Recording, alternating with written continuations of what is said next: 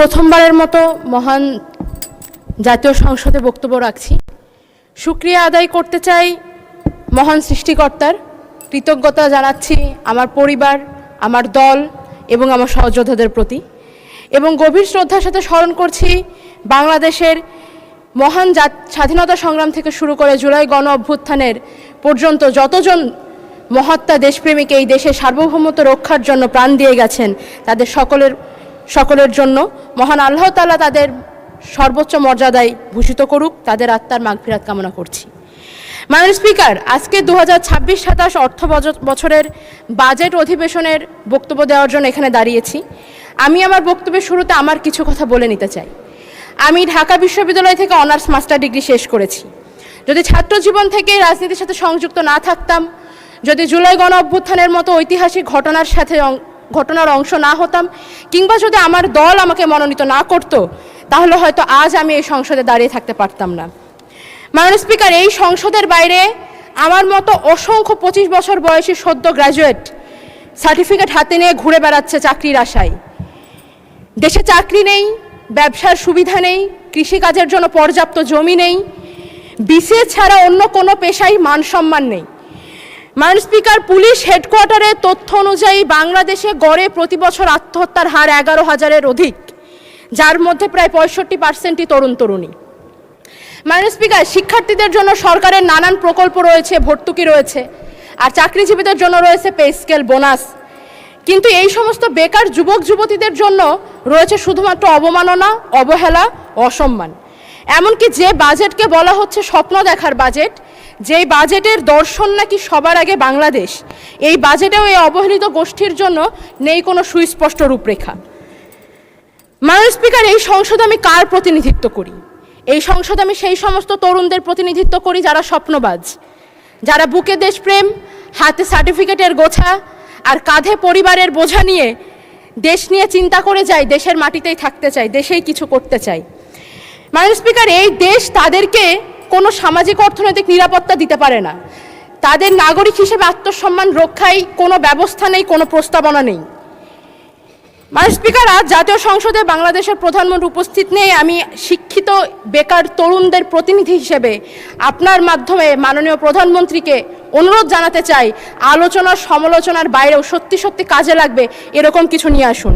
এই বিপুল কর্মক্ষমতাকে কাজে লাগানোর জন্য আমি কিছু প্রস্তাবনা রাখতে চাই। বর্তমানে সরকারি চাকরিতে শূন্য পদের সংখ্যা 4 লক্ষাধিক। সরকারি অফিস আদালতে পর্যাপ্ত লোকবল নেই। এই ক্ষেত্রে স্থায়ী জনবল নিয়োগের আগ পর্যন্ত চুক্তিভিত্তিক অসচ্ছল ও মেধাবী শিক্ষার্থীদেরকে অগ্রাধিকার ভিত্তিতে পার্ট টাইম কাজের সুবিধা করে দেওয়া যেতে পারে। এটি যেমন তাদের অভিজ্ঞতাকে সমৃদ্ধ করবে, তেমন তাদের সামাজিক ও অর্থনৈতিক নিরাপত্তা দেবে, আবার সরকারও লোকবল সংকট থেকে মুক্তি পাবে। মাননীয় স্পিকার, দক্ষ মানব সম্পদ গঠনের উদ্দেশ্যে বাংলাদেশের সরকার বিভিন্ন সময় বিভিন্ন কারিগরি প্রশিক্ষণ দিয়ে থাকে, কিন্তু বর্তমান যুগটাই টেকনোলজির যুগ। এই বিশ্বায়নের যুগে পুরো পৃথিবী মার্কেট প্লেস। যুগের সাথে তাল মিলাতে শিক্ষিত তরুণদের জন্য অন্যান্য কারিগরি প্রশিক্ষণের পাশাপাশি সরকারের উচিত সরকারি ইনভেস্টমেন্টে ফ্রিল্যান্সিং ট্রেনিংয়ের ওপরে গুরুত্ব আরোপ করা। এতে তরুণরা স্বনির্ভর হবে, তাদের হাত ধরে বাংলাদেশে বৈদেশিক মুদ্রা আসবে এবং বেকারত্বের পরিমাণ কমে আসবে। আমি অনুরোধ জানাবো এই সমস্ত শিক্ষিত বেকার তরুণদের কথা গুরুত্বের সাথে মাথায় রাখার জন্য, কারণ আমাদের ভুলে গেলে চলবে না যেই গণ অভ্যুত্থানের মাধ্যমে বাংলাদেশ থেকে স্বৈরাচার বিতাড়িত হয়েছে, তার অন্যতম চালিকা শক্তি ছিল এই সমস্ত তরুণরাই। মাননীয় স্পিকার, জুলাইয়ের কথা মনে করিয়ে দিতে চাই, বছর ঘুরে জুলাই কিন্তু পুনরায় সমাগত। 2024 সালের এই জুলাই মাসে বুকের তাজা রক্ত ঢেলে দিয়ে শত শত মানুষ রাস্তায় নেমেছিল, রক্ত দিয়েছিল বাংলাদেশ থেকে স্বৈরাচারকে তাড়ানোর জন্য। 2 বছর পরেও কিন্তু সেই স্বৈরাচারের বিষদাঁত আমরা ভাঙতে দেখিনি। এখনও তাদের সন্ত্রাস চারিদিকে জারি রয়েছে, এখনও তারা জোর গলায় হুমকি দেয়। এত এত মানুষ হত্যার জন্য তারা বিন্দুমাত্র অনুতপ্ত না।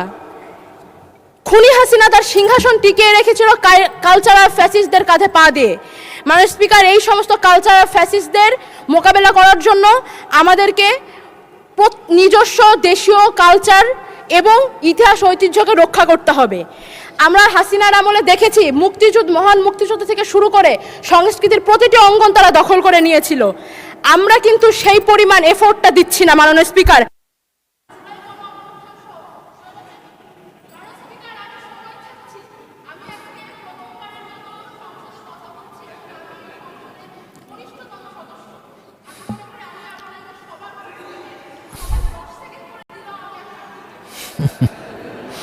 আচ্ছা, আপনাকে 2 মিনিট দেওয়া হলো, 2 মিনিটে শেষ করুন। 2 মিনিট পর্যাপ্ত নয়, আমি অন্তত 3 মিনিট সময় আমাকে দিতে হবে। আচ্ছা বলেন। আমি প্রস্তাব রাখছি জুলাই গণ 3 মিনিট অভ্যুত্থান দেন ওনাকে। ও আমি প্রস্তাব করতে চাই জুলাই গণ অভ্যুত্থান সহ স্বাধীনতা পরবর্তী ফ্যাসিবাদ বিরোধী প্রত্যেকটা আন্দোলনের স্মৃতি ও চেতনাকে রক্ষার জন্য বাজেট বরাদ্দ দেওয়া হোক, রাষ্ট্রীয় অর্থায়নের নাটক, চলচ্চিত্র, চিত্রাঙ্কন প্রতিযোগিতার মতো আয়োজন করা হোক এবং একই সাথে এই বাজেটে বাংলাদেশের লোক সংস্কৃতিকে সংরক্ষণ করার দিকে বিশেষ গুরুত্ব দেওয়া উচিত। মাননীয় স্পিকার, আমি সংক্ষিপ্ত করব। জুলাই গণ অভ্যুত্থানের পর নতুন বাংলাদেশের আমরা যে স্বপ্ন দেখি, সেই স্বপ্নে প্রাণ ও প্রকৃতির প্রতি দায়ভার আমরা বোধ করি। আমাদের বাংলাদেশে রয়েছে পৃথিবীর সবচাইতে বৃহত্তম ম্যানগ্রোভ সুন্দরবন, যা উপকূলের পাহারাদার হিসেবে প্রতি বছর আমাদেরকে প্রাকৃতিক দুর্যোগ থেকে বাঁচায়। আমি প্রস্তাব করতে চাই সুন্দরবন সহ বাংলাদেশের প্রধান 3টি বনাঞ্চলের বিরল প্রজাতির বন্যপ্রাণীদের রক্ষার জন্য যেন বন অধিদপ্তরের বাজেট বৃদ্ধি করা হয়। একই সাথে জানিয়ে রাখি, সুন্দরবন সুরক্ষা প্রকল্প এবং বাঘ সংরক্ষণ প্রকল্প দুটি এই বছরই শেষ হচ্ছে। পুনরায় সকল বন্য পশুদের রক্ষার জন্য একটি যেন সুন্দর প্রকল্প নেওয়া হয় এবং প্রাণ ও বৈচিত্র্য গবেষণার দিকে বিশেষ গুরুত্ব দেওয়া হয়। মাননীয় স্পিকার, প্রাণ ও প্রকৃতির রক্ষার পাশাপাশি আমাদের দূষণমুক্ত স্বনির্ভর বাংলাদেশ প্রয়োজন। স্বনির্ভরতার লক্ষ্যে চালিত বাংলাদেশের শিল্পোৎপাদন সহ অন্যান্য সকল অর্থনৈতিক কর্মকাণ্ডের প্রধান চালিকা শক্তি হচ্ছে নিরবিচ্ছিন্ন বিদ্যুৎ। বাংলাদেশের বিদ্যুৎ উৎপাদন বাংলাদেশের গ্যাসের মজুদের ওপরে নির্ভরশীল অনেকাংশেই। বাংলাদেশে গ্যাসের মজুদ দিনকে দিন কমে আসছে এবং আমরা মার্কিন ইরান যুদ্ধের সময় দেখেছি জ্বালানি খাতে আমদানি নির্ভর হওয়াটা কতটা বিপজ্জনক। 2026-27 অর্থ বছরের জন্য নির্দিষ্ট করে কোনো নবায়নযোগ্য জ্বালানির সুস্পষ্ট রূপরেখা আমি পাইনি।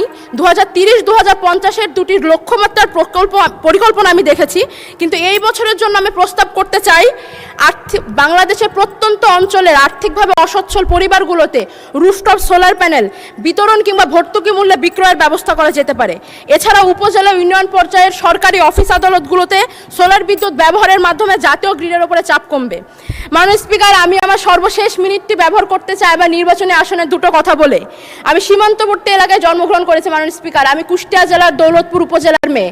আমার উপজেলাতে আমার নির্বাচিত সংসদ সদস্য রয়েছেন, কিন্তু আমি যে দাবিটি করতে চাই সেটি আমাদের দৌলতপুরবাসীর প্রাণের দাবি। দৌলতপুরের সীমান্তবর্তী এলাকা প্রাগপুর এবং ওই পাশের শিকারপুর, এই স্থলবন্দরটি গত 1 যুগ ধরে আমরা চেয়ে আসছি। প্রাগপুর থেকে কলকাতার দূরত্ব মাত্র 120 কিলোমিটার এবং জাতীয় মহাসড়ক বাংলাদেশ মাত্র 20 কিলোমিটার দূরে।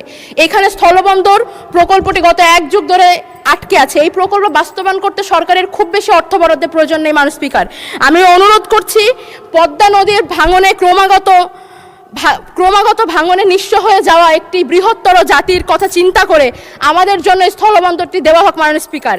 একই সাথে আমার উপজেলার সম্মানিত সাংসদ এর আগেও